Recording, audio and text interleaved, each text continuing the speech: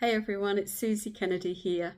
Today I'm going to give you some spiritual insight into how changing one dynamic that has run through either your family life or your work life will help you change the way you progress into the future. We are at the moment in a time of huge completions and endings. And those endings are endings of dynamics, endings of patterns, endings of cycles. And those endings are to enable us to move into the age of Aquarius. And that age of Aquarius is all about how we can be more in harmony with each other, more in harmony with the earth, how we can cooperate with each other and have win-win relationships. But for many of you, you may find it hard to trust that you can depend on somebody else, or that you can have that full feeling of cooperation. So if we go back to the dynamic that you would have grown up with, and remember there's one issue that I'm going to talk about today, and I'll come to it very shortly, but I just want to preface it with some things.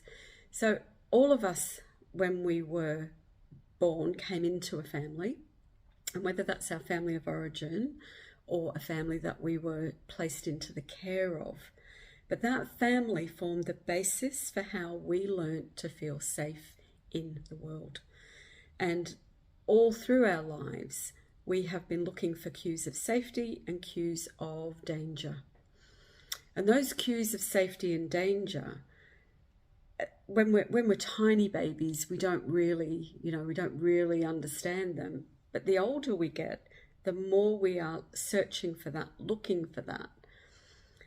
And so the one dynamic that plays through all of our lives is the energy of control. And that's the thing I want to sort of dive a bit deeply into today, to kind of pull it apart so that you can see how and why it plays out in your life, and how you can release either the need to control, and that might be controlling yourself or others, or the feeling that others are controlling you, or that you can't control yourself. So if you go back to, let's say, the basics of being a child, and all a child wants, by the way, is to be loved, to be praised, to be nourished, to be held, to feel safe, to feel secure. Now, the moment that the child feels that that is being threatened, then the vagus nerve in the body starts to say, oh, danger, danger, danger. There's something changing here. And how could that be threatened within us when we're children? Well, it could be things as simple as our parents being distracted. And think about today's world, how many people are totally distracted. Everybody's on their devices, very difficult for people to be present even in a conversation, to hear all that goes on. Now, as children, we're kind of like this. We're wired. We're looking all the time. We've got eyes everywhere. We've got our feelers out. And we're constantly testing, is this place safe? Are these people that I'm with, are they safe? Are they going to provide for my needs? And the moment that we sense that our needs, or feel that our needs aren't going to be met, then there is a sense within the child that says, well, how can I change this? How can I control it? And so the child will be looking for how it can either please the parents, or make enough noise so that it gets attention, or, very rarely do we learn to self-soothe when we're tiny, tiny children. We learn that skill as we get older. But this energy of control, it plays out into so much within our lives. So again, as children, we are guided by our parents, we're guided at school, we're guided in universities and jobs, but sometimes that guidance comes from a place of fear. And so for most of us, we will have experienced at some time the fact that the ones that are caring for us or teaching us or looking after us are fearful for our safety, or they're fearful for their safety. And so when that energy of fear comes up, we want that energy of control comes in. You must do it this way. You must behave this way. You must look this way so that you are acceptable, so that you will fit in, so that you will get love. You know, if you act a certain way, then you get love, you get attention, you get that feel good, you know, sensation that comes into the body. Now, as we grow through our lives, this energy of control is very subtle. It's in you and it's in the people that you communicate with or that you share your lives with. And I believe that if you can look at your own family dynamic and see how love was maybe conditioned, or maybe not even conditioned, but how it was presented to you. In many families, love was presented as a reward. If you do that, you know, there is affection, there's praise, because praise is a form of affirmation, validation. And again, as children, we're kind of out there looking for, well, you know, will my security go? We don't think of it that way, by the way, but, you know, will my house go? Will my source of food go? Will my source of pleasure disappear if I don't toe the line? Now, control in itself is a good thing if it's self-control to achieve an end. So, you know, you have to be controlled if you want to achieve a goal in anything in your life. You have to determine what you need to do and how you need to do it and when you need to do it. So what I'm observing is that many, many people are completely exhausted, and that exhaustion has come from this dynamic that we've all experienced and will continue to experience to some degree, of what do we need to do in order to survive and to please. And that energy of pleasing will play through as an adult into your work life, into your adult relationships, into your friendships. You know, can I say no to that dinner date with my friend because I'm actually feeling like I don't want to at the moment? Can I honor that, or will I lose the friendship?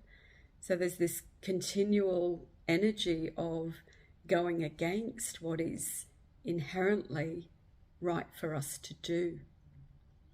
So I believe that at this moment in time, we are heading into a time where the external controls that are being put upon us are reminding us more and more of the freedom that we need to experience within ourselves in order to feel safe. And when you experience freedom within yourself, it's the freedom to know who you are, the freedom to know that you can make choices that align with your goals, with your mind, with your body, with all the things that are happening for you at any one time. Because trying to please, trying to do what you think others want you to do is exhausting. And that is the thing that has to change. A willingness to not allow others, or the belief of what others might need from you, to control how you feel and what you do. So that kind of brings us to this energy, as always, of self-love, self-awareness, self-acceptance. That if we can instead look at our lives and see where we were controlled and how it affected us. For many of you, I know that you will have gone into careers that you didn't want to go into when you were younger. And you might be young watching this and saying, my parents want this, or society expects me to do this, and I don't want to do it. And there's that voice in the background that says, if you don't do it, then you might miss out. You might miss out on security. You might miss out on having the money that you want to do the things that you want to do. And so many of you are creatives and healers and intuitives. You are artists. You are people that come in with so many different skills and gifts to share with humanity. The important thing at the moment is to understand that there is an ending, a cycle that is finishing. And that ending and that completion that's going to go on for the next few years, in fact, is the taking of your freedom, not in a way that is destructive to anybody else or harmful, but in a way that truly empowers you. It empowers you to stand up in that space of, I know what I want. I know I don't want to do any harm to anybody else, but it is important that I follow this path. And I believe that when you move into that, there will be this absolute relief from the physical body and the emotional body, and that the emotional body and the mental body and the physical body will align more with the spiritual aspect of you that is ready to flow more into the future or into present day life. You know, how can we flow? How can we have more of that sense of, hey, it doesn't matter. I'm just freely, openly doing everything that I want to do. Now, in this energy of control comes another, let's say, another word I want to talk about, which is guilt.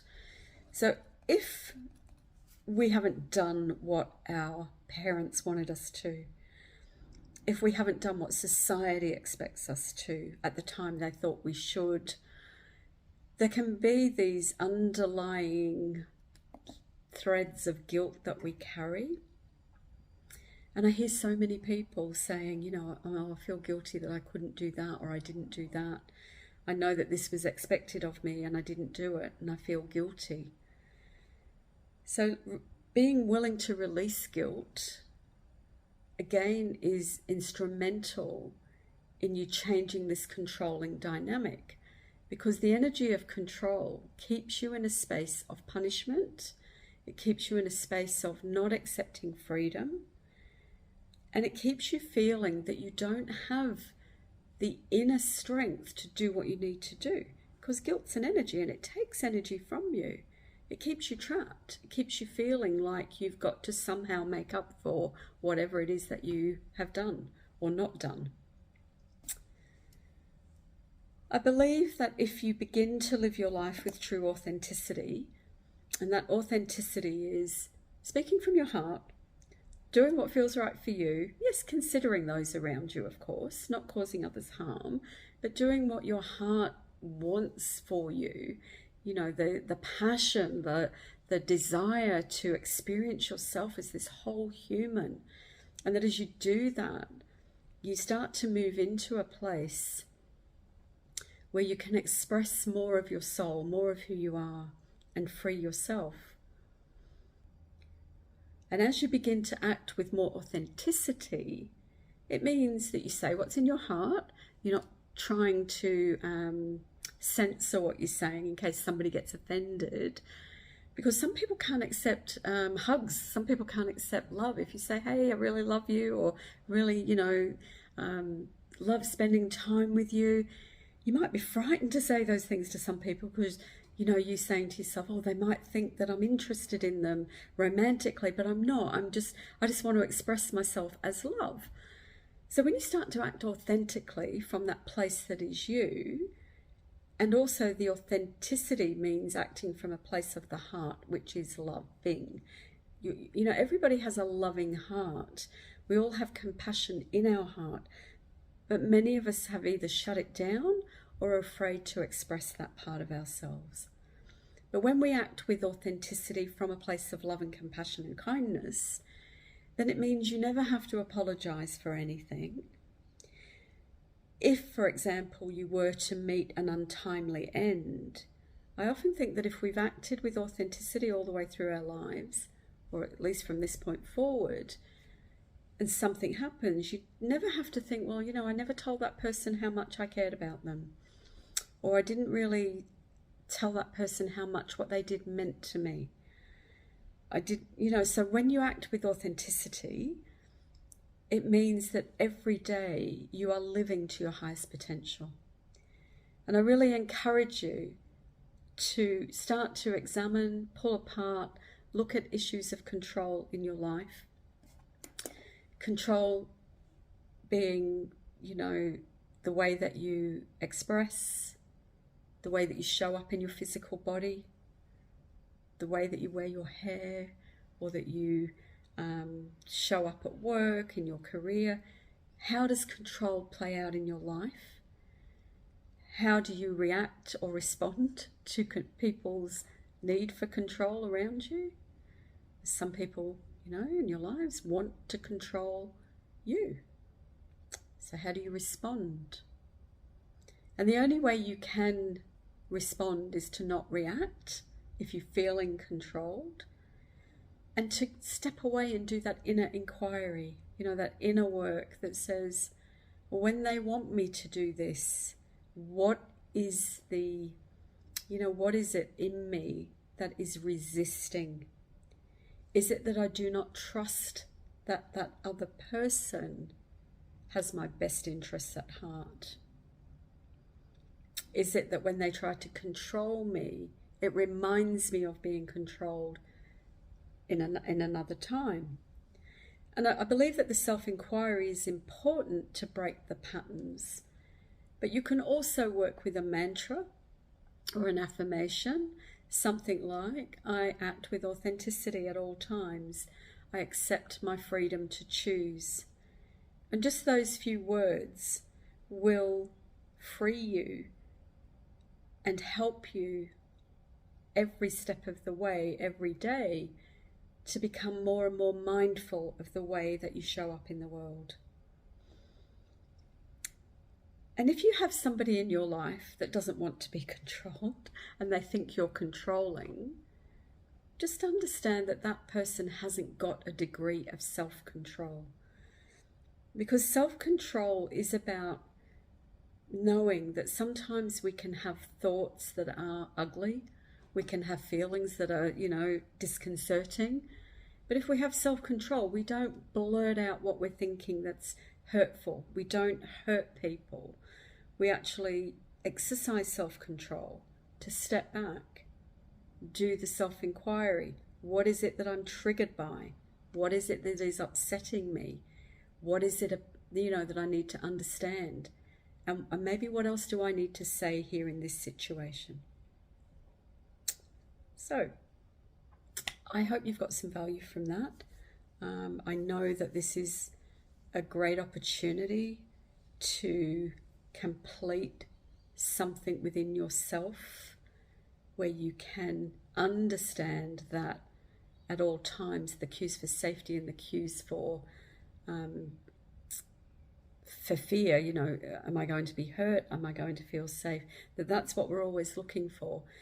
And we're looking for it from the environment, we're looking at it from others, but ultimately the only place we can find security and the only place we can feel safe is within ourselves. It's within knowing that we ourselves have got our own back, that we ourselves can and will stand up for us, that we will always find a way to solve our problems. And that might mean involving other people, but that we will take responsibility.